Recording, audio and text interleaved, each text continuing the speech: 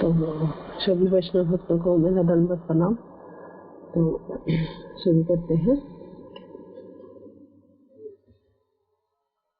ओम अज्ञानतिमिरन्धस्य ज्ञानाञ्जनशलाकया चक्षुरुन्मिलितं येन तस्मै श्रीगुरुवे नमः। श्रीचैतन्यमनोभीष्टं स्थापितं येन भूतले स्वयं रूपपदामहं ददाति स्वापदान्तिकम्। वन्देऽहं श्रीगुरु श्रीयुतपदकमलं श्रीगुरून् वैष्णवांश्च श्रीरूपं साग्रजातं सहगण रघुनाथवितं तमसुदेवं साद्वैतं साधुभूतं परिजनसहितं कृष्णचैतन्यदेवं श्रीराधा कृष्णपादान् सहगण ललिता श्रीविशाखावितमांश्च।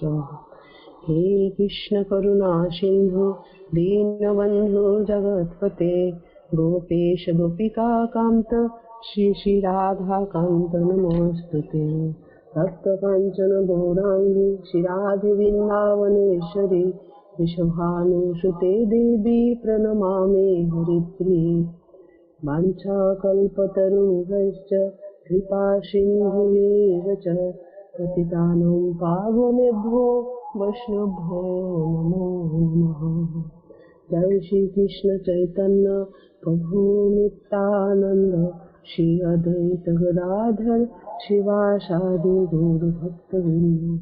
हरे कृष्ण कृष्ण कृष्ण हरे हरे हरे राम राम राम हरे हरे।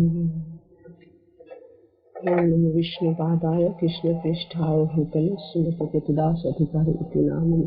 ओम नमो विष्णुपादाय कृष्णपृष्ठाय भूतले श्रीमद्भक्तिवेदान्त स्वामी इति नामनि।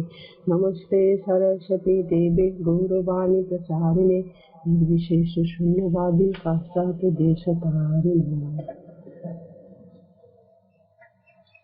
नारायणं नमस्कृतं नरं चैव नरोत्तमं देवीं सरस्वतीं व्यासं ततो जयमुदीरये। नष्टप्रायेषु अभद्रेषु नित्यं भागवत सेवया भगवती उत्तम श्लोके भक्तिर्भवति नैष्टिके। ॐ नमो भगवते वासुदेवाय। ॐ नमो भगवते वासुदेवाय। ॐ नमो भगवते वासुदेवाय। हरे कृष्णा। आज का टॉपिक है गुरु अवज्ञा से छुटकारा कैसे पाए। तो बहुत बड़ी समस्या है जो गुरु अवज्ञा करना के भी ऐसे होना नहीं चाहिए, लेकिन सब बहुत बड़ा टॉपिक है। तो मुझे पहले तो आशीर्वाद दे सब वैष्णव भक्तों के चरण में मेरा प्रणाम है। आशीर्वाद दे मैं कुछ बोल पाऊँ, उसके ऊपर समझ भी पाऊँ। पहले तो गुरु महाराज से खमा याचना करते हुए शुरू करते हैं। पहले हम समझेंगे जी गुरु अवज्ञा क्या क्या होता है। कल हम पूरा बहुत अच्छे से प्रभु जी समझाए हैं गुरु अवज्ञा क्या क्या है। और गुरु अवज्ञा से ही अपराध हो जाता है और अपराध से हम फंस जाते हैं और अपराध के कारण हम भक्ति में आगे बढ़ नहीं पाते हैं। तो इसीलिए गुरु अवज्ञा पहले अच्छे से हम समझेंगे क्या क्या हो सकता है गुरु अवज्ञा। गुरु कोई आदेश दे रहे हैं, क्या गुरु का कोई आज्ञा हमारे पास आया है तो उसको पालन नहीं करना बहुत बड़ी गुरु अवज्ञा माना जाता है। तो अपराध हो जाती है गुरु के चरणों में। गुरु सेवा नहीं करना, गुरु की सेवा कोई दे रहे हैं तो कोई मेंटर हो, कोई सीनियर डिवोटी हो, क्या गुरु महाराज खुद ही कुछ सेवा बताए हैं तो उसको स्वीकार कर देना, ये भी अवज्ञा है। गुरु को साधारण मनुष्य समझना, ये भी अवज्ञा में आ जाता है। और मानो कि गुरु की दर्शन हो रहा है, दंडवत प्रणाम हमने नहीं किया, ये भी है। गुरु की प्रति निष्ठा व दृढ़ संकल्प नहीं रखना, पूर्ण समर्पण ना रहना, ये भी सारे अवज्ञा में ही गिना जाता है। तो अपराध में फंस जाते हैं तो गुरु कृपा नहीं करते हैं, क्योंकि अपने अब गुरु कृपा करते भी हैं लेकिन हम उस कृपा को ले नहीं पाएंगे। तो गुरु की आज्ञा पालन करने से भगवान को जीता जा सकते हैं। हमारा लक्ष्य होता है भगवान की प्रेम पाना, तो भगवान को हम जीत सकते हैं गुरु की सिर्फ आज्ञा पालन करने से। उनके आदेश को हम पालन करने से हम भगवान को पा सकते हैं और शुद्ध प्रेम भी पा सकते हैं। और क्या होता है, संसार की जो ये भव सागर है, जन्म मृत्यु के चक्कर को काट सकते हैं। और हमारा ज्वलंत उदाहरण है गुरु आज्ञा पालन करके कौन कौन भगवान को जीता है। जैसे बिल्ला मंगल ठाकुर, चिंतामणि एक बेस्या थी, लेकिन उनकी गुरु मान के उनके आज्ञा को पालन करके उन्होंने भगवान को पा लिया। ध्रुव महाराज है, प्रहलाद महाराज है, ऐसे बहुत उदाहरण है। तो गुरु आज्ञा क्या हो सकता है? गुरु आज्ञा हमें ये दे सकते हैं, हमारी सामर्थ्य अनुसार हमको देख के जो ये सामर्थ्यवान है, उत्साही है, तो हम उस हिसाब से गुरु हमें आज्ञा देते हैं। जैसे हम कर नहीं पाएंगे ऐसे गुरु आज्ञा नहीं देते हैं। हाँ, गुरु जानते हैं जो हम क्या आज्ञा पालन कर सकते हैं, उस हिसाब से गुरु देते हैं। जैसे गुरु क्या कहेंगे, जे आप गुरुवाष्टकम याद करो, षोडश गोस्वामी अष्टकम याद करो, गोपी गीत याद करो, प्रचार करो, बुक डिस्ट्रीब्यूशन करो, कि मेरे को प्रचार में सहायता करो, तो यही आज्ञा देते हैं। तो हमारे लिए कोई कठिन हो सकता है वो आज्ञा, तो हम गुरु से हम सलाह ले सकते हैं। तो किसी भी परिस्थिति में कुछ समस्या के कारण गुरु महाराज में कर नहीं पा रही हूँ, क्या कर नहीं पा रहा हूँ, तो उनसे सलाह लेने से गुरु जरूर रास्ता दिखाएंगे, आसान रास्ता दिखाएंगे जो हम कर पाए। हमें पहले लगता है यार गुरु वास्तव याद करना है तो बहुत कठिन काज है, वो भी संस्कृत, षोडश गोस्वामी अष्टकम, गोपी गीत 19 श्लोक कैसे याद करें। लेकिन हम प्रयास करेंगे उस आज्ञा को पालन करने के लिए, तो फिर वो बहुत आसान हो जाता है। हम संस्कृत क्या नहीं कर सकते, सब कुछ कर सकते हैं, खाली प्रयास करना चाहिए आज्ञा को पालन करने। तो उस आज्ञा को पालन करते हैं। जैसे गुरु सेवा, कुछ भी गुरु ने हमें सेवा दे, गुरु की सेवा बहुत प्रकार की वैरायटी गुरु सेवा होता है। बपू सेवा, बानी सेवा, और बपू सेवा में मानो कि सिर्फ शरीर का सेवा नहीं है, क्या चरणों की चरण दबाने का सेवा नहीं है। चरण की सेवा का अर्थ है गुरु ने जो हमें मार्गदर्शन दे है उसी चरण चिन्ह पर चलना, ये गुरु की सेवा होती है, श्रेष्ठ सेवा होती है। जो हम बपू सेवा मतलब खाली चरण में बैठ के चरण दबाना ही है गुरु की सेवा है, ऐसा नहीं है। जो मार्गदर्शन दिखा रहे हैं, गुरु जो आदेश दे रहे हैं, जो सेवा करने के लिए कह रहे हैं, उस चरण चिन्ह पर हम चलना ही गुरु की सेवा। बानी सेवा श्रेष्ठ है, बानी सेवा भी बहुत वैरायटी है, तो हम उसको हम मन में ठान ले, जो हमें करना है हम कर सकते हैं। और गुरु को गलती से भी साधारण मनुष्य नहीं समझना, क्योंकि गुरु त्रिकालदर्शी है, वर्तमान भूत भविष्य सब जानते हैं गुरु। और भगवान तो उद्धव जी को कहते हैं जे गुरु मेरा ही स्वरूप समझो। तो कितनी बड़ी गुरु की दर्जा है, कितनी बड़ी स्थान दिए है भगवान ने, तो साधारण मनुष्य कैसे हो सकते हैं। तो ऐसे गुरु को हम क्या है, दर्शन मात्र से ही उनको दंडवत प्रणाम करना चाहिए। गुरु दूर में हो मानो कि, फिर भी तुरंत दंडवत। हमने तो दर्शन किया गुरु को, तो तुरंत दंडवत। जब गुरु पास आए तब दंडवत प्रणाम, गुरु की जब नजर पड़े तब दंडवत प्रणाम। उसमें धूल हो, मिट्टी हो, रास्ता हो, रोड हो, कंकड़ हो, पत्थर हो, कीचड़ हो, तुरंत गिर के प्रणाम करना चाहिए। ये गुरु की कल्याण के लिए है, ये हमारी कल्याण के लिए है। हमारी कल्याण होगा, हम भक्ति में आगे बढ़ेंगे, हम निष्ठावान बनेंगे भक्ति में, सिर्फ दंडवत मात्र से। कोई भारी काम नहीं है, माथा झुकाने से हम पूरा विश्व को जीत सकते हैं।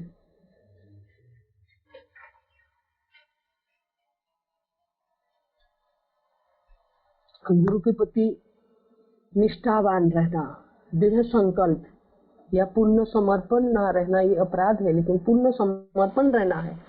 दृढ़ संकल्प मतलब जैसे मानो कि हम दीक्षा लेने जा रहे हैं, तो दीक्षा के समय गुरु महाराज क्या कहेंगे जी, आपको 16 माला करना, 4 नियम पालन करना, वो यज्ञोनुष्ठान के साथ हम दृढ़ संकल्प ले रहे हैं, तो हमें निष्ठा पूर्वक इसको पालन करना चाहिए।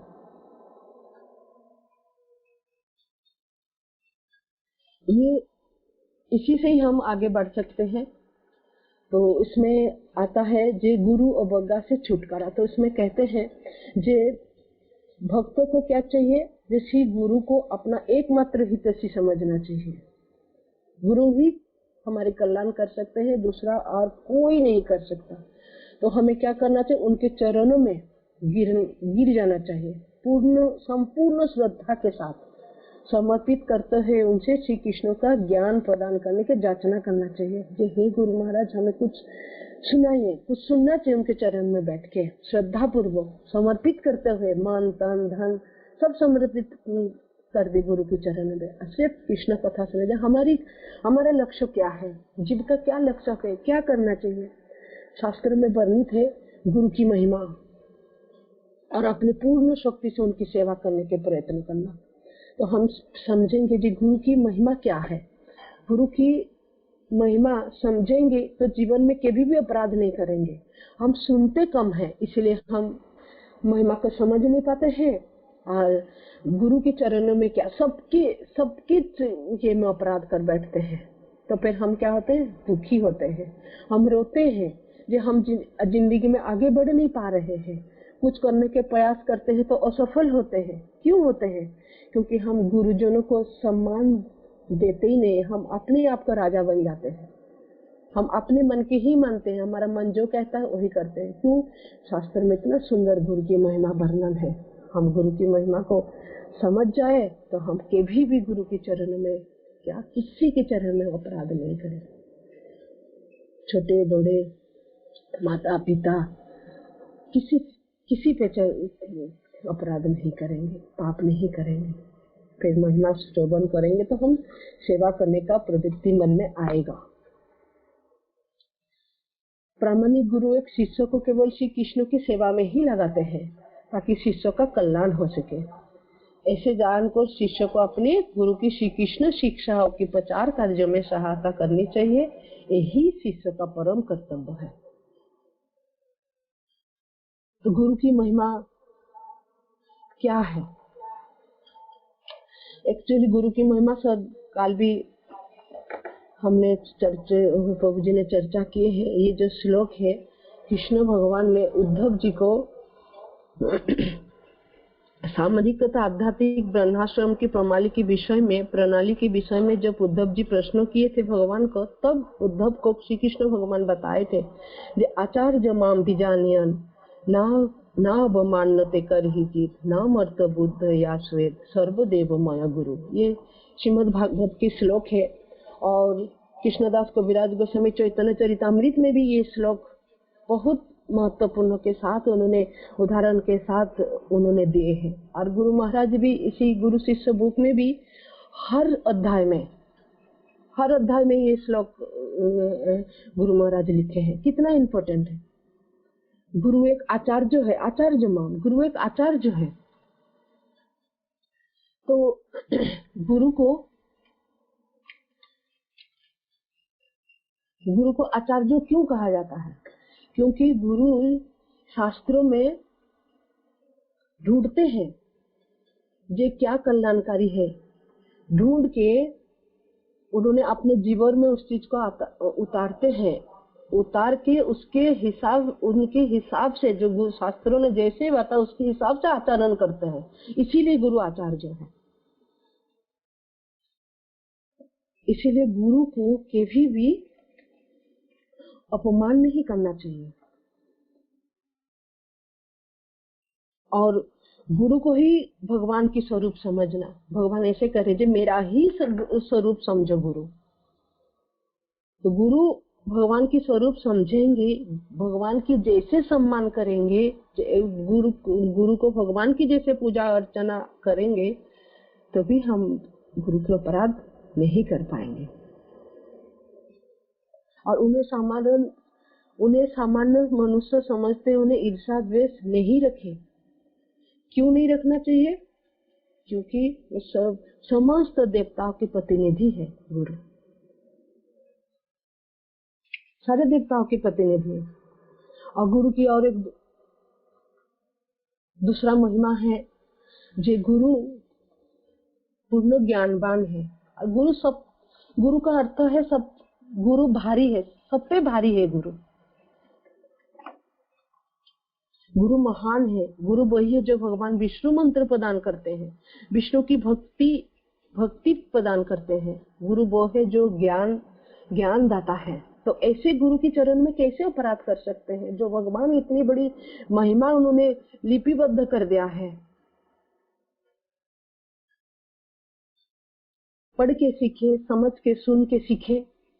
गुरु एक शिष्य के लिए क्या नहीं करते हैं।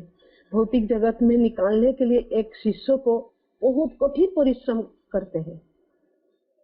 हम अपने गुरु को देख सकते हैं किस तरीके से सुबह से शाम तक 24 घंटा निरंतर लगे हुए हैं, जो किस प्रकार से जीवों की कल्याण हो। ऐसे गुरु के चरणों में अपराध, उनकी निंदा, उनकी चुगली, उनको साधारण मनुष्य समझना। इसीलिए कृष्ण भगवान बार बार समझा रहे हैं, जो आचार्य माम भी जानिए, ना अपमान नते कथित, के भी अपमान ना करो, मर्त बुद्ध ना समझो। सारे देवता का बात है। भगवान स्वयं निवास करते हैं गुरु के अंदर, उनके हृदय में। उनके हृदय कितना पवित्र सच्चा है, जो भगवान हृदय में विराज रहते हैं। गुरु जहाँ भी चलते हैं, जहाँ भी जाते, वही तीर्थ बन जाता है। तो गुरु की कितनी बड़ी महिमा है। हम सपने भी ना सोचे गुरु के अपमान करें, साधारण मनुष्य समझे, उनके आज्ञा को इग्नोर करें, हम पथभ्रष्ट तुरंत हो जाएंगे। ये गुरु की महिमा है। और एक शिष्य को निकालना इस भव संसार से बहुत कड़ा काम है गुरु के, लेकिन गुरु उसी कड़ा काम को बड़ा आनंद के साथ दान मांग इकट्ठे कर रहे हैं, मंदिर बना रहे हैं, जो हम सारे भक्त एक साथ मिलके प्रसाद पाए, कथा सुने, भगवान की सेवा करे। इसके साथ शिष्यों को भी उसी हरिनाम की, जो हरिनाम करे, तो हरिनाम की रस्सी गुरु महाराज ने फेंक रहे हैं सबके पास, पूरे संसार में हरिनाम की रस्सी फेंक रहे हैं, लेकिन हमें उस रस्सी को पकड़ना चाहिए और गुरु की निर्देशों का यथारूप पालन करना चाहिए। तभी गुरु आपको, हम लोगों को मतलब निकाल सकते हैं इसी भव संसार से। बहुत ही निष्ठावान कोई शिष्य हो, जो उसके गुरु सहायता, कोई निष्ठावान कोई भक्त हो, मतलब वो उत्साही हो, बहुत आग्रह दिखाते हो, बहुत सेवा करता हो भक्त, ऐसा शिष्य को गुरु महाराज ज्ञान देने में उनको भी उत्साहित होता है। इस शिष्य को, एक शिष्य कोई मेरा लायक हो जाए तो मैं सक्सेस हूँ, मैं सार्थक बन जाऊंगा।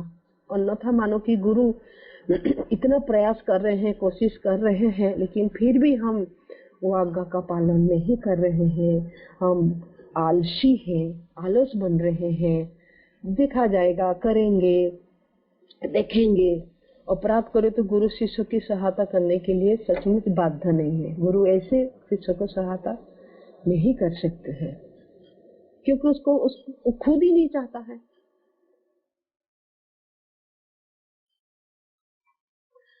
तो हम यदि गुरु इतना प्रयत्न करते हैं और तब भी शिष्य आज्ञा पालन नहीं करता, उसका क्या होता है? पतन हो जाता है, उसका पतन हो जाता है। गुरु को उनके श्री गुरु चरणों पद्मों, गुरु को श्री संबंधित कहा जाता है।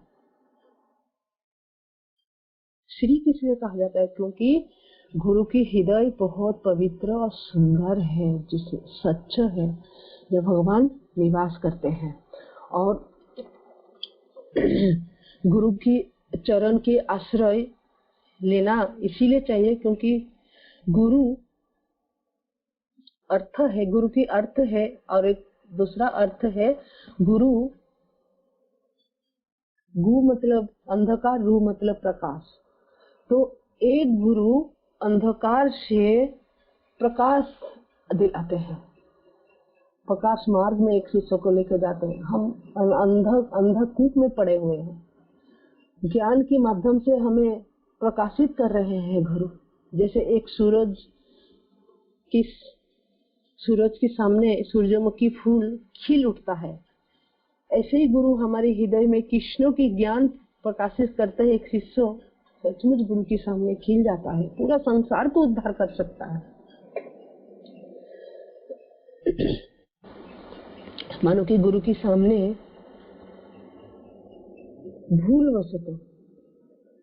भूल की कारण गुरु के प्रति अपराध हो जाए तो हमें गुरु के चरणों में गिर कर पश्चाताप करें।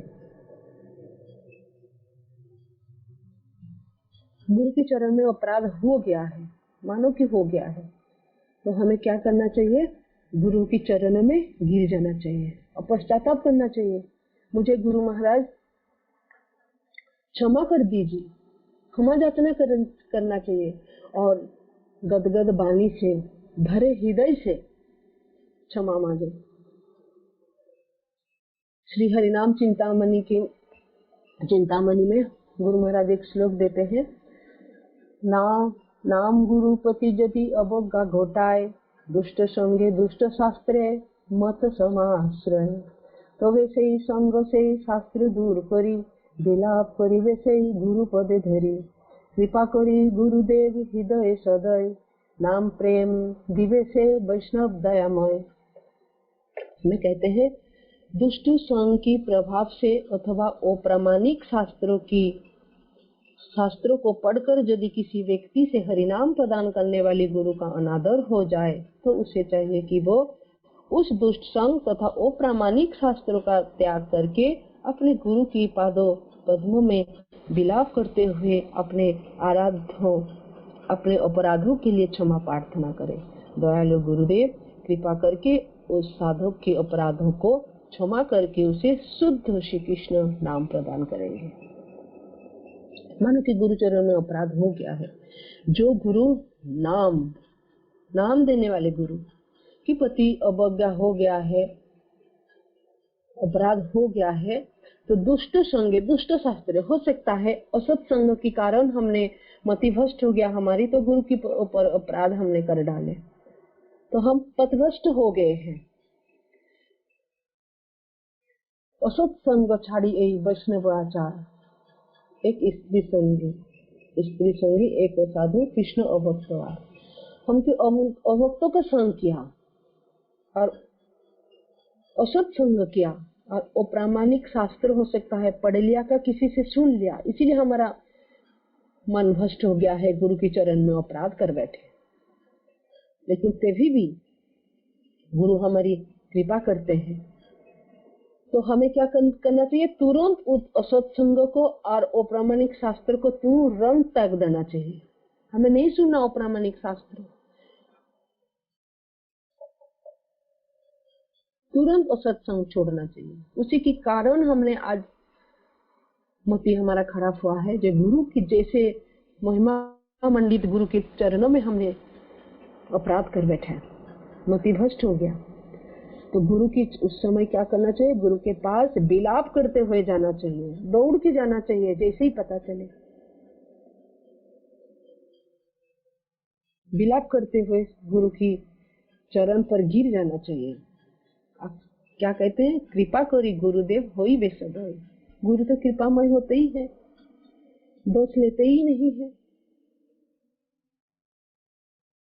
नामे प्रेम दिवे, उस नाम में गुरु महाराज प्रेम देंगे और वैष्णव के प्रति दया करेंगे, दया करेंगे। गुरु की सेवा करने से हम गुरु के प्रति अपराध से मुक्त हो सकते हैं। गुरु की सेवा सर्वोपरि है। अपराध हो भी जाए, क्षमा याचना तो हमने कर लिया, लेकिन फिर क्या करके गुरु क्षमा कर दिए हैं, क्षमा हो गया, लेकिन हमें अब क्या करना है, गुरु की सेवा में लग जाना चाहिए। जो भी गुरु हमें आदेश दे रहे हैं, निष्ठा पूर्वक लग जाना चाहिए।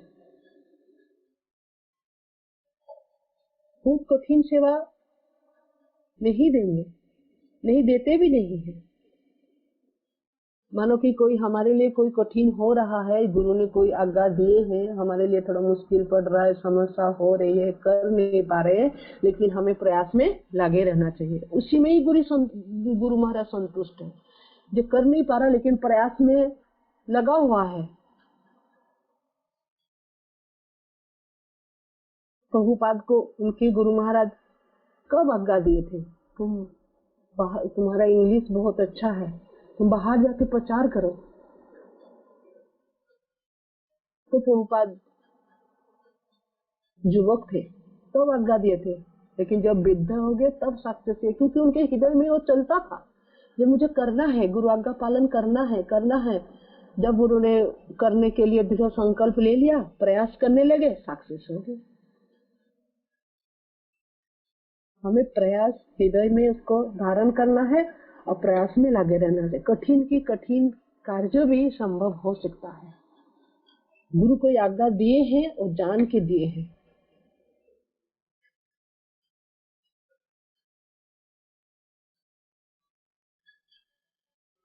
जैसे गुरु महाराज हमें भी पहले गुरु महाराज कहते थे, छोड़ो समय अष्टकम याद करो, गोपी गीत याद करो, ब्रह्म संगीता याद करो। तो याद क्या करें, जीभ पलटता ही नहीं है संस्कृत पढ़ने के लिए, रीडिंग करने के लिए जीभ पलटता नहीं। लेकिन क्या धारण करना है, जो गुरु ने कहे है जरूर होगा। हम प्रयास तो करें, जीभ पलटेगा। शुद्ध मन से हम प्रयास करें, गुरु की सेवा जरूर कर पाएंगे। गुरु की सेवा ही, इसमें गुरु महाराज लिखे, गुरु सेवा ही सर्वोपरि है। उनकी शिक्षा एवं आदर्शों का प्रचार करना ही सर्वोपरि है। यही गुरु की अतिशय सबसे प्रिय है। इस प्रकार उनकी वाणी सेवा करने से संपूर्ण ब्रह्मांड में सर्वाधिक कृपालु श्री गुरु अपने शिष्य वत्सलता के कारण हमारे अपराधों का अवश्य क्षमा करेंगे। क्षमा मांगने से क्षमा ना हो, ऐसे हो नहीं सकता। क्षमा मांगने से, सेवा करने से अपने आप क्षमा हो जाती है। आप गुरु तो हमारे पिता के समान है। शिष्य वत्सलता के कारण हम गुरु की संतान हैं। वात्सल्यता है उनके अंदर, क्षमा करेंगे ही करेंगे। लेकिन हमें क्या है, सदैव सावधान रहना चाहिए। हम ऐसे ना करें, बार बार इस तरीके से हम ना करें। एक बार क्षमा हो गया, फिर दोबारा वही अपराध करेंगे, वही ईर्ष्या करेंगे, भगवान गुरु की आज्ञा को इग्नोर करेंगे, दिखा जाएगा, बाद में करेंगे, अभी मैं व्यस्त हूँ। लेकिन सावधान रहना चाहिए।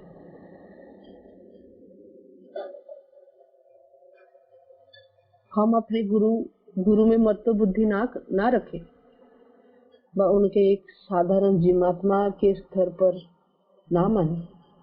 गुरु में मनुष्य बुद्धि बहुत बड़ा अपराध है। गुरु एक मनुष्य की जैसे बुद्धि रखते हैं, ऐसे हम सोचना भी बहुत बड़ा अपराध है। जैसे कि ये सोचना कि गुरु भी हमारी तरह साधारण मनुष्य है। गुरु निष्ठा भक्तों का संग करने से हम गुरु में अपनी श्रद्धा प्रगाढ़ कर सकते हैं। थोड़ा सा हम निष्ठावान बने तो हम प्रगाढ़ श्रद्धा रख सकते हैं, आ सकता है गुरु के प्रति। ऐसी अवस्था में गुरु के प्रति अपराध होने की संभावना नगण्य रह जाती है। ऐसे भावना रखने से हम गुरु के प्रति अपराध नहीं करेंगे। और गलती से भी गुरु की आलोचना किसी के पास ना करें, किसी के पास ना करें। आलोचना नहीं करना है। श्री गुरु महाराज श्लोक में लिखते हैं, सर्वभक्ति व्यतिकरः स्वभूरभागनादरः द्वेषेण नारकं याति कुर्वन् भक्तिम अपि द्विजः। अर्थ है, जो व्यक्ति अपने गुरु के शब्दों का अनादर करते हुए द्वेष के कारण भक्ति सेवा की सभी नियमों की विपरीत कार्य करता है। गुरु को हमने अनादर किया, देश भावना रखा, और उसी के कारण हम क्या करते, गुरु के प्रति हमें जो श्रद्धा रखना चाहिए, जो सेवा क्या नियम पालन करना चाहिए, उसके सारे विपरीत कार्य करते हैं। तो हमें ऐसे भक्त क्या करते हैं, नरक में जाते हैं, नरक में निवास करते हैं। ऐसे मत बुद्धि ना रखें। दूसरा श्लोक में कहते हैं, दोष दिष्टया दोषवानो स्वतंत्र दोष फलम भवेत मर्त्य दुष्टया कृतम सर्वम भवेत कुंजर शोचवत। जो व्यक्ति अपने गुरु में दोष दिखता है, वह स्वयं उस दोष का भागी बन जाता है। ऐसे होता है, जैसे किसी का दोष हम देखते रहे वही दोष खुद ही कर बैठते हैं, खुद ही हम अपराधी होते हैं। वो व्यक्ति दोष ना भी करे, लेकिन वही दोष, वही आचरण वो अपने ऊपर आ जाता है, और हम उसी के कारण हम फिर फल भोगते हैं, फल भोगना शुरू हो जाते हैं, दुख शुरू हो जाता है। उसी दुख के कारण हमारा ना 16 माला होता है, ना 4 नियम पालन होता है, ना हम शांति के रह सकते हैं, ना कुछ पढ़ सकते हैं, ना शक्ति भक्ति कर सकते हैं, ना मंदिर जाने का मन करता है, कुछ नहीं करता है। अपने गुरु को एक साधारण व्यक्ति के रूप में देखता है, और उसके सभी प्रयास हाथी की स्नान के बराबर हो जाता है। हाथी जैसे स्नान करता है, फिर आके झूलने लगता है, अपने ऊपर पड़ जाता है। किसी का दोष नहीं है, हम खुद दोषी है, खुद दोषी है। जैसे यहाँ पर गुरु महाराज एक अपराध, गुरु के प्रति अपराध हो गया। इंद्रदेव द्वारा गुरु बृहस्पति की अपमान, अपराध। इंद्रदेव अपने गुरु के प्रति कैसे उन्होंने अपराध किए थे। ऐसे भी और भी एक उदाहरण, जैसे अम्बरीश महाराज के प्रति दुर्वासा मुनि के अपराध। हम सब जानते हैं ये दुर्वासा मुनि के पीछे कैसे सुदर्शन चक्र धावा किया था। एक वैष्णव के प्रति अपराध कर दिया था, जितने बड़ी ऋषि मुनि क्यों ना हो। वैष्णव अपराध, गुरु अपराध, ना ना ना, भूल के भी नहीं, सपने भी नहीं। मृत्यु को बुला लेना, काल के रूप में मृत्यु खड़ा हो जाता है। तो ऐसे ही इसलिए कहते हैं कि जी इंद्र ने किस प्रकार गुरु के अपराध किए हैं। इंद्र ने अपने गुरु बृहस्पति का अपराध किया था। इंद्रदेव अपने पति सची देवी के साथ राज सिंहासन पर बैठे हुए थे, और चारों ओर अप्सराएं, किन्नर, गंधर्व, वैष्णव कुमार सब लोग उनकी स्तुति कर रहे थे और मनोरंजन कर रहे थे। लेकिन इंद्र अपने ऐश्वर्य की मदमस्त में, जब उसी महल में जब गुरु बृहस्पति उस सभा में प्रवेश किए, पहुंचे, तब इंद्र अपने स्थान पर बैठे ही रहे। वो गुरु बृहस्पति को ना सत्कार किया, ना बैठने के लिए आसन दिया, कुछ नहीं किया, कोई सम्मान नहीं किया। तो वो क्या है, गुरु के अपराध हो गया, गुरु ने अपराध ले लिया, असम्मान हो गया। तो इसीलिए आचार्यगण कहते हैं, जो ऐसे मान प्रतिष्ठा को क्या कहते हैं, सुकुरर हिष्ठा कहते हैं। मल की समान है। ऐसे ये राज सिंहासन को, ऐसे मदमस्त रहने वाले व्यक्ति को जो इसी में ही व्यस्त रहते हैं। शुक्र रोहिष्ठा, जो शिष्टाचार नहीं है, हर गुरु को आज्ञा को, गुरु की सत्कार को उल्लंघन कर देता है, उसका क्या मान है, सम्मान है, मोल की समान है। इसका परिणाम क्या होता है? महा अपराध हो जाता है, बहुत पीड़ा झेलनी पड़ती है। तो ऐसे देख के है गुरु बृहस्पति वहां से निकल गए, उस सभा से अदृश्य हो गए, अदृश्य हो गए। लेकिन इंद्र को इसकी बहुत बड़ी परिणाम देना पड़ा, गलत परिणाम हो गया। तो इसी की वजह से, इसी अपराध की वजह से दैत्य लोक ने उसका फायदा उठाया, उस परिस्थिति में संपूर्ण लाभ उठाया, क्योंकि देवता की विरुद्ध में युद्ध प्रारंभ कर और इंद्र और अन्य देवताओं के स्वर्ग से पलायन करने लगे, विवश हो गए हैं। क्योंकि इंद्रदेव ने गुरु के चरणों में अपराधी के कारण उन्होंने अपना सिंहासन तो गया, पूरा देवता लोग, पूरा स्वर्गों को छोड़ना पड़ गया, क्योंकि असुर लोग राज कर लिए, वो अपने स्वर्गलोक से च्युत हो गए हैं।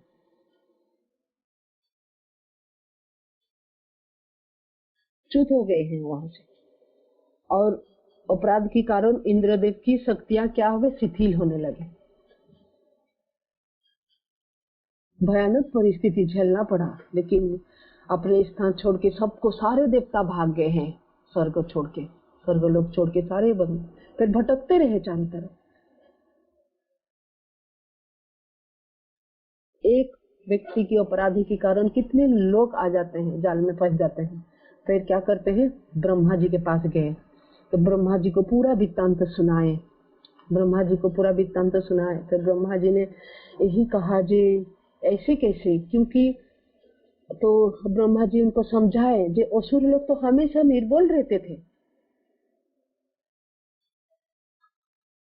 गुरु अपराध के कारण उतना सबल हो गए हैं, जो उन्होंने स्वर्गलोक के 70 लोक तक आने का अधिकार रखते हैं, क्योंकि वो बहुत निष्ठा पूर्वक गुरु की सेवा, शुक्राचार्यों की सेवा कर रहे हैं।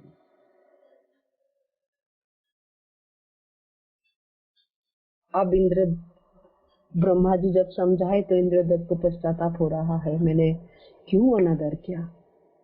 गुरु को ढूंढने लगे, जो गुरु अब है नहीं, ढूंढ के नहीं गुरु मिल रहे हैं।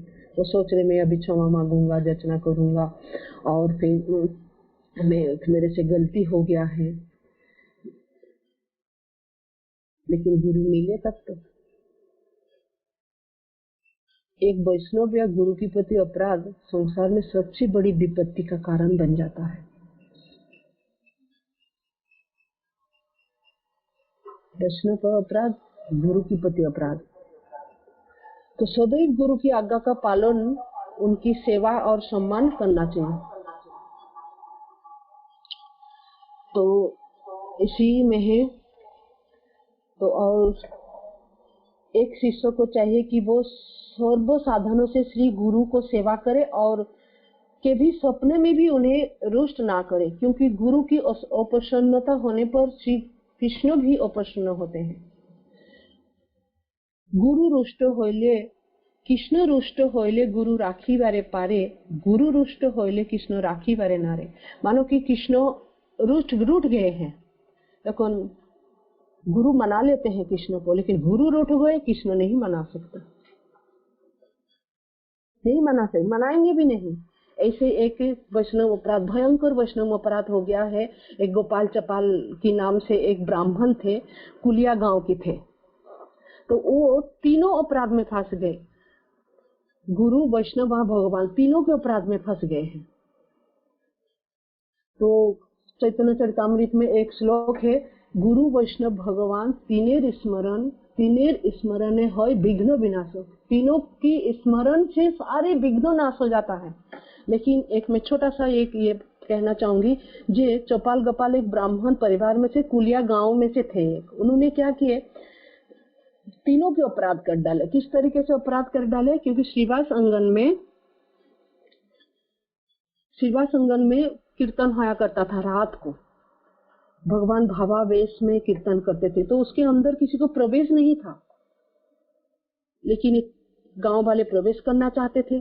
तो उन्होंने क्या किए हैं, एक चौपाल गोपाल, विशेष करके गोपाल चौपाल, उन्होंने क्या किए हैं, जे उनकी दरवाजा के सामने चंडी पाठ की सामग्री लाके जवा फूल, चावल, घास और क्या क्या मांस क्या क्या रख के उन्हें सारे ग्रामवासी को सुबह दिखा, रात को रख दिया। और सुबह क्या दिखाया सारे ग्रामवासी को, जे इन लोग हरिनाम नहीं करते हैं, इन लोग चंडी पाठ करते हैं। अंदर क्या करते हैं, स्त्री लेके नृत्य करते हैं। ये सारे दिखाते हैं सबको, ये कीर्तन कर रहे हैं भावावेश में। ऐसे उन्होंने सभी ग्रामवासी को ऐसे करके उन्होंने निंदा की। गुरु वैष्णव भगवान तीनों की निंदा हो गई। तो कितनी बड़ी भयानक अपराध में फंस गए। लेकिन उसकी वजह से उन्हें क्या हो गया, उनको कुष्ठ रोग हो गया उनको, इसी अपराध से ही। तो इसके बाद महाप्रभु को तो क्या करना है, महाप्रभु उसके बाद उन्होंने क्या किए, महाप्रभु को कुछ पता नहीं है, पता तो सब कुछ है, लेकिन फिर भी चुप रहते थे। और उन्होंने क्या क्या, जोगाई माधाई का उद्धार किया चैतन्य महाप्रभु ने। तो इसी जोगाई माधाई व उद्धार के कारण सारे ग्रामवासी को भगवान के भगवत तो पता चल गया। तो सारे ग्रामवासी ये समझने लगे, जो ये तो भगवान है। जोगाई माधाई को इसे सुदर्शन चक्र से मानना चाहिए। नित्यानंद प्रभु किस तरीके से बचाए, भगवत तो पता होने के कारण सारे ग्रामवासी आके चरण महाप्रभु की चरण में गिर गए, क्षमा प्रार्थना करने लगे। लेकिन श्रीवास गोपाल चौपाल भी आए, वो भी समझ गए, तो वो भी क्षमा मांगने आए, लेकिन भगवान उनको क्षमा नहीं किया। वो भगवान है ना, भगवान क्षमा नहीं किया। उन्होंने कहे कि जे तुम श्रीवास के चरणों की अपराधी हो, मैं नहीं कर सकता अपराध क्षमा। और ये तुमको कुष्ठ रोग जो हुआ है, कुष्ठ रोग का यातना तुम सहन नहीं कर पाओ कि तो जो जम यातना कैसे सहन करोगे, ऐसे बोल के चैतन्य महाप्रभु निकल गए। फिर महाप्रभु का समय आया, महाप्रभु अब सन्यास ले लिए। सन्यास लेके जगन्नाथपुरी चले गए। जगन्नाथपुरी से जब वृंदावन महाप्रभु आ रहे थे, तो उस समय उसी कुलिया गांव में प्रवेश किए थे। अकुलिया गांव में प्रवेश किए थे, तो सभी गांववासी को तो अपराध क्षमा कर दिए थे, लेकिन गोपाल चौपाल को अपराध नहीं किए थे। लेकिन दोबारा जब चैतन्य महाप्रभु उसी कुलिया गांव में प्रवेश किए, तो आचार्यगण, गुरु वैष्णव भगवान और सारे बड़े बड़े आचार्य जो कहते हैं कि उसी कुलिया गांव में कोई एक रात निवास करता है तो सारे अपराध क्षमा हो जाता है। नवद्वीप के पास एक गांव है कुलिया गांव, सारे अपराध क्षमा हो जाता है। तो अपराध तो दो प्रकार होता है, जान के हो और अनजान में हो। महाप्रभु जिसके चरणों में अपराध हुआ है, उसे क्षमा मांगने से अपराध क्षमा हो जाता है। लेकिन महाप्रभु एक कहावत कहते हैं, जे पाए कांटा ढूक ले कंधे की बाहर होए।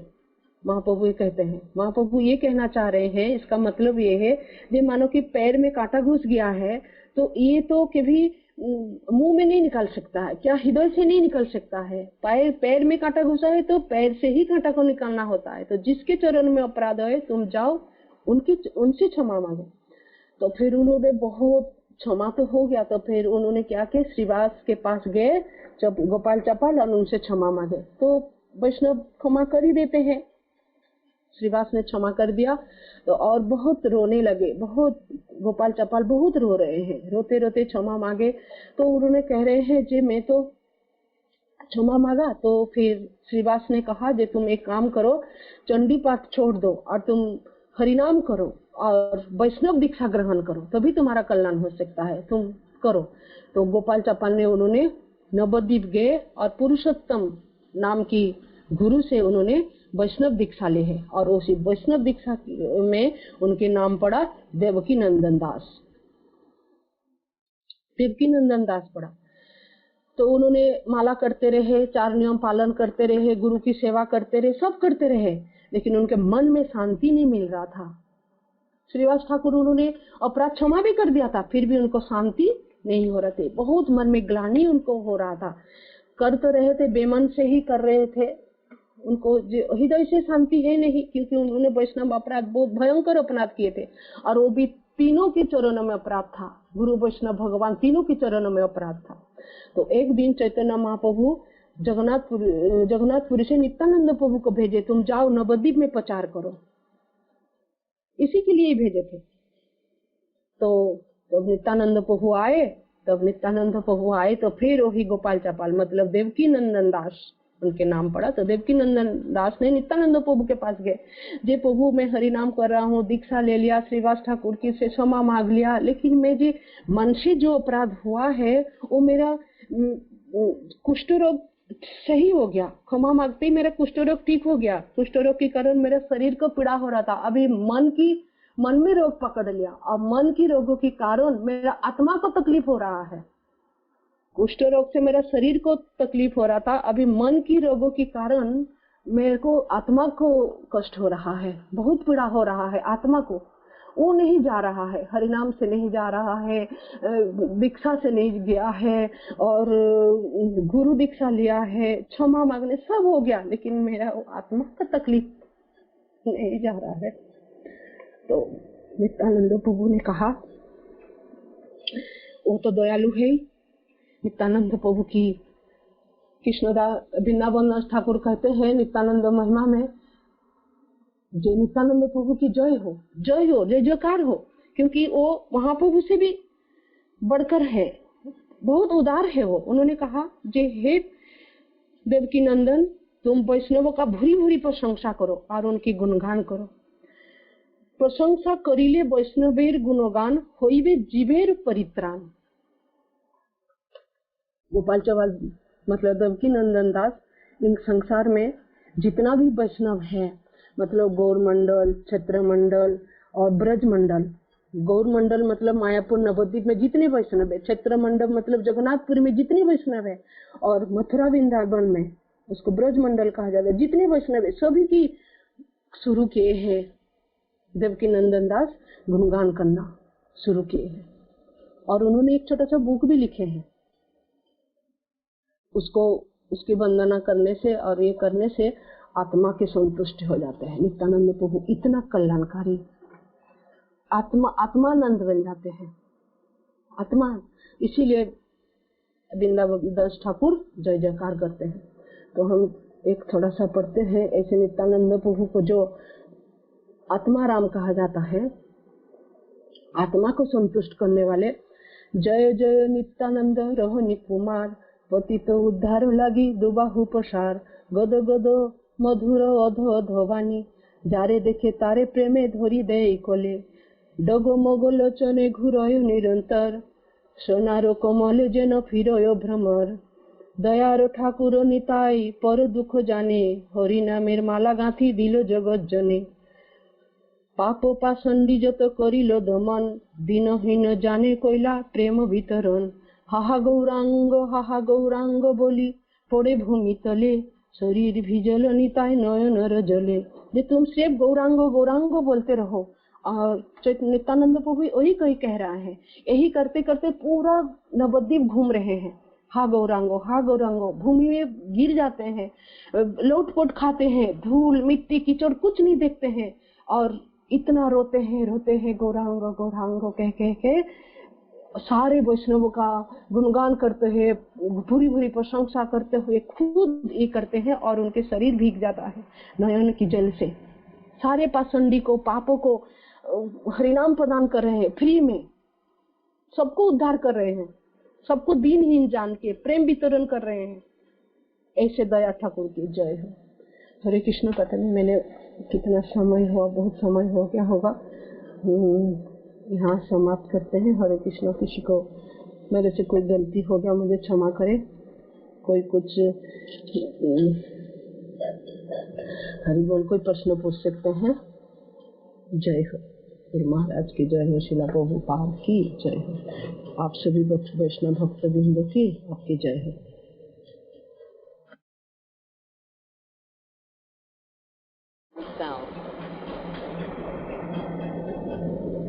कोई कुछ ऐड भी करना चाहते हो तो ऐड कर सकते। मेरे से कुछ छूट गया हो, मैं बोल नहीं पाया हूँ।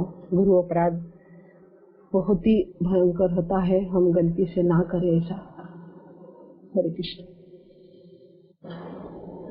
हरे कृष्णा। हरे कृष्णा। हरे कृष्ण। धन्यवाद।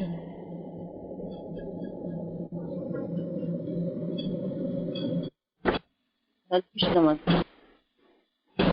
धन्यवाद। प्रणाम माता जी।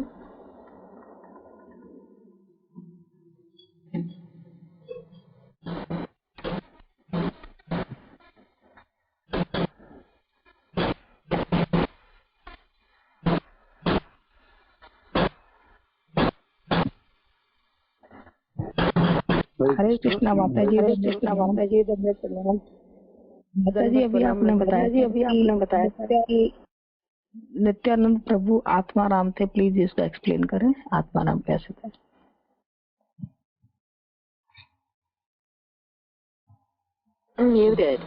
हरे कृष्ण। नित्यानंद प्रभु जैसे कि चौपाल गोपाल ने तीनों के चरणों में अपराध किए थे, तो उन्होंने श्रीवास ठाकुर ने उन्होंने बताया था कि जे आप हरिनाम करो, वैष्णव दीक्षा लो, और हमें सबको पता है जो दो प्रकार के अपराध होता है, उसी अपराध में हम जान के अपराध करें तो हमें क्षमा मांगने से अपराध क्षमा हो जाता है।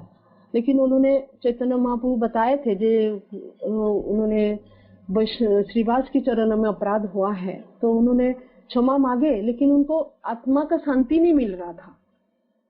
कुष्ठ रोग, क्षमा मांगने से कुष्ठ रोग चला गया, शरीर के पीड़ा चला गया, लेकिन उनके मन में बहुत पीड़ा हो रही थी। उसके कारण वो आत्मा भी दुखी हो रही थी, क्योंकि आत्मा दुखी कि आत्मा तो कभी दुख नहीं हो सकता है, दुखी नहीं हो सकता है। कभी गीता का श्लोक है जैसे उसको भिगा नहीं सकते, सुखा नहीं सकते, दुखी नहीं कर सकते। वो आत्मा में आत्मा रमन करते हैं भगवान के नाम में। लेकिन नित्यानंद प्रभु आत्माराम इसीलिए कहा जाता है नित्यानंद प्रभु को, क्योंकि नित्यानंद प्रभु सेवक है। क्योंकि जीवे स्वरूप है, जैसे हम सारे जीव है, हम जीवों के जीवे स्वरूप है कृष्ण नित्य दास, लेकिन नित्यानंद प्रभु भगवान के दास है। तो वो ऐसे दासत्व स्वीकार करते हैं कि जो स्वीकार करने से सबसे बड़ी बात है वो हमेशा भगवान की नाम से रमन करते हैं। वो तकलीफ होता ही नहीं उनको। आत्मा में रमन करने का मतलब वो खुद ही भगवान में, जैसे पढ़ाना भी जो वो गौरांग बोल बोल के वो 24 घंटा चैतन्य महाप्रभु की सेवा में रहते हैं। जैसे हम जानते हैं जैसे किस प्रकार की उससे सेवा करते हैं, पांचों प्रकार, जो 5 प्रकार की सेवा है, दास और सक्सो है ना, ये सारे जो 5 प्रकार की है वो तो करते हैं उसके बाद भी वो सेवा करते हैं। जैसे खड़म बनते हैं महाप्रभु की, बिस्तर बनते हैं, छतरी बनते हैं, इस प्रकार की सेवा करते हैं। तो उसमें निरंतर वो आत्मा के लेवल पे सेवा करते हैं, तो आत्मा से वो रमन करते हैं। तो इसीलिए तो वृंदावन दास ठाकुर कहते हैं जो ऐसे नित्यानंद प्रभु की जय हो, जय हो, ऐसे रोहिणी कुमार की जय हो। क्योंकि इतना दयालु जो चैतन्य महाप्रभु भी चक्र ले आते जोगाई मधाई को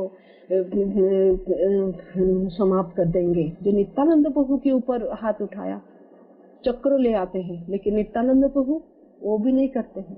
बोले नहीं, वो चरण पकड़ लेते हैं, नहीं अस्त्रों से नहीं, हरिनाम से वो सबको जीत सकता है, भगवान को भी जीत सकता है, आत्मा को भी। क्योंकि आत्मा को समझना बहुत कठिन है, लेकिन नित्यानंद प्रभु महाप्रभु की सेवा में निरंतर जीवों की दया करने में लगे रहते हैं।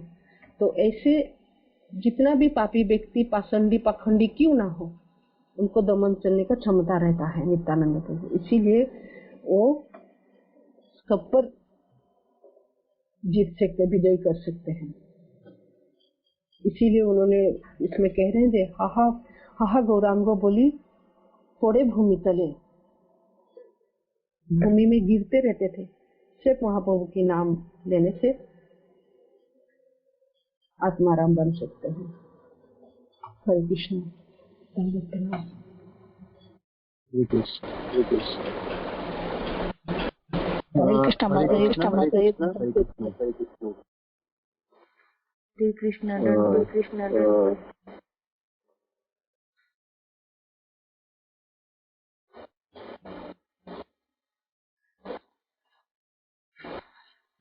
कोई प्रश्न है तो पूछिए। हरे कृष्णा प्रभु जी धन्यवाद। एक चीज मैं थोड़ी सी ऐड करता हूँ उसमें। एक सेकंड है। प्रणाम माता जी। एक सेकंड आप म्यूट कर लीजिए। तो हाँ, एक चीज मैंने इसमें ऐड करता हूँ। तो जो लोग इस बार दीक्षा लेने वाले हैं, आप सब सुन रहे हैं, तो आपके पास एक टॉपिक्स हैं जो अपराध वाली हैं। उनमें वैष्णव अपराध है ना, तो 10 अपराध वैष्णव, 10 नाम अपराध है। तो 10 अपराध है उसमें से 10 नाम अपराध होते हैं। उसमें से जो प्रथम अपराध हैं, जो भक्त हैं, जो वैष्णव है, जो प्रचार कार्यों में, जो सेवा में लगे हैं, उनकी निंदा करना है ना। तो इससे बचना है, माने इससे आपको कैसे भी करके बचना है। पूरे जीवन भर दीक्षा से पहले ही आप लोग ये थोड़ा गांठ बांध लीजिए, जे मैं कुछ कर पाऊं या ना कर पाऊं, और मेरी से मैं कहाँ तक पहुंच पाऊं भक्ति में, वो पता नहीं, वो तो गुरु की कृपा से होगी। किंतु मेरे पास जो चीज है, जो मैं कर पाऊंगा, वैष्णवों की अपराध नहीं करूंगा, निंदा नहीं करूंगा, है ना। वैष्णव निंदा से बच के रखूंगा। देखिए कितना ये सुंदर एग्जाम्पल था ये गोपाल चप्पल का। हालांकि उन्होंने श्रीवास ठाकुर ने उनको अपराध से मुक्त भी कर दिए और उनको रास्ता भी बता दिए, दीक्षित भी हो गए और वैष्णव नाम ग्रहण भी मिल गया, और सब कुछ कर रहे थे, हरिनाम कीर्तन जप आदि भी कर रहे थे। तभी भी ये जो वैष्णव अपराध उन्होंने किए थे, है ना, निंदा जो उन्होंने किए, तो वो उनके आत्मा में लग गया। माने वो उनके शरीर से कुछ तो हो गया, वो तो बच गया, किंतु वो आत्मा में घाव रही और पूरे जीवन भर वो रोता ही रहा। माने वो उससे उनकी छुटकारा कहाँ मिली। नित्यानंद प्रभु ने कृपा कर दी और नित्यानंद प्रभु के पास पहुंच पाए तो हो गई। तो हमारे लिए तो भाई नित्यानंद प्रभु इस समय प्रकट लीला में है भी नहीं, है ना। तो कितनी भयानक आप देखिए। तो इसको क्लेश कहलाता है। गुरुदेव उस दिन मीटिंग कर रहे थे, जो हम भक्ति कर रहे हैं और पूरे जीवन हम जलते रहे, तो फिर हमने क्या भक्ति कर लिया, है ना। भक्ति की एक अर्थ है कि क्लेशों से बचना है, क्लेशग्नि, क्लेशों को नाश करने वाला है। तो यही एक चीज है जो मूल जड़ है ना, वैष्णवों की निंदा है। इससे हमको कैसे भी करके बचना है। तो हम अब गुरु अवज्ञा में से तीनों गुरु आते, पथ प्रदर्शक गुरु, आपकी शिक्षा गुरु और आपकी दीक्षा गुरु। तो किसी को भी अवज्ञा नहीं करनी। ऐसा नहीं है जब मैंने दीक्षा गुरु तो भाई ठीक है मान लेता हूँ, उनके बात तो सुन लूंगा, मेरा शिक्षा गुरु की, मेरा मेंटरों की, मेरा पथ प्रदर्शक गुरु की भी, किसी को भी आपको अवज्ञा नहीं। किसी को भी आप करेंगे तो वो गुरु अवज्ञा में आ जाएंगे।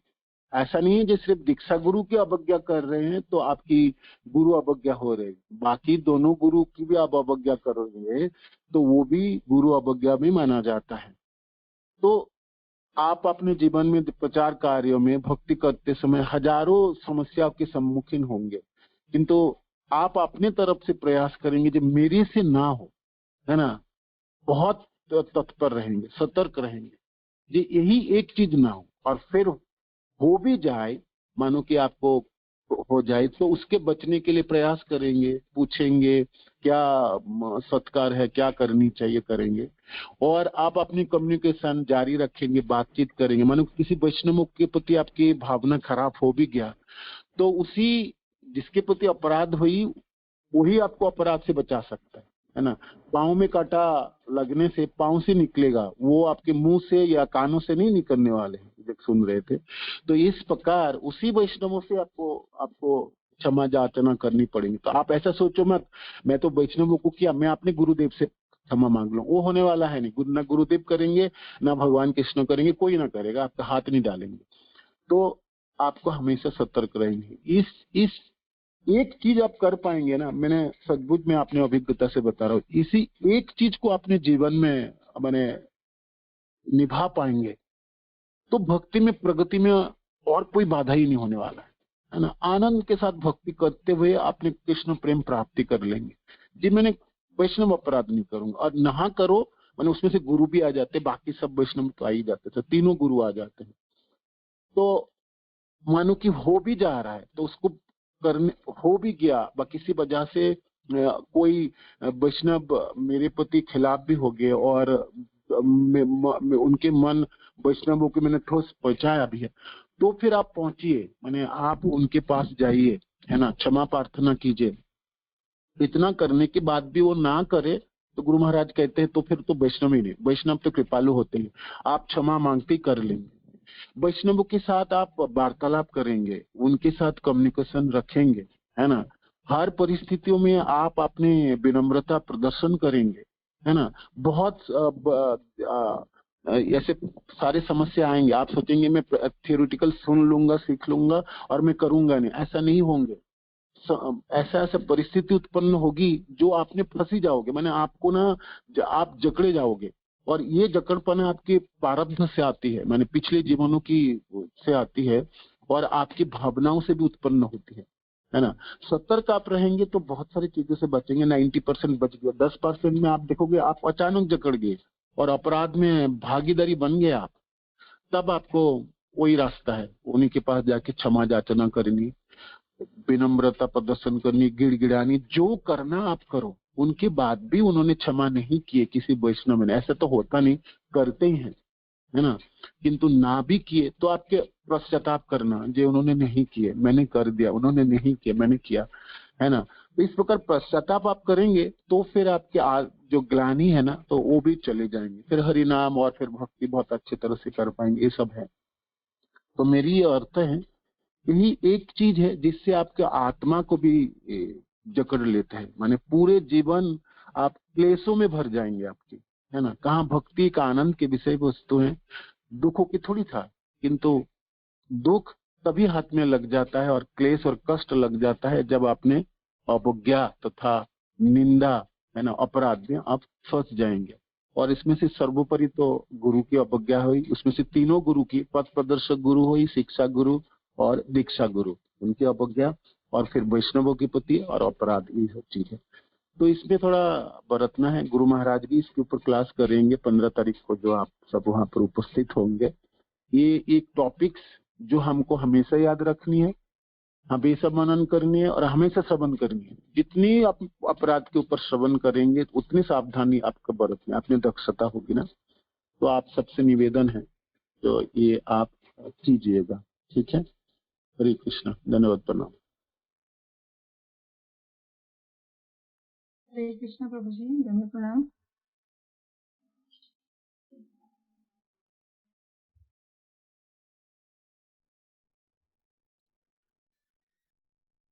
तो अब भागवत की क्लास शुरू होने वाले समय हो गए, ठीक है। तो ये क्लास हम समाप्त कर सकते, सतीश को आप समाप्त कर सकते हो प्लीज। हरे कृष्ण, जय बोल। कृष्ण प्रभु जी, दंड प्रणाम।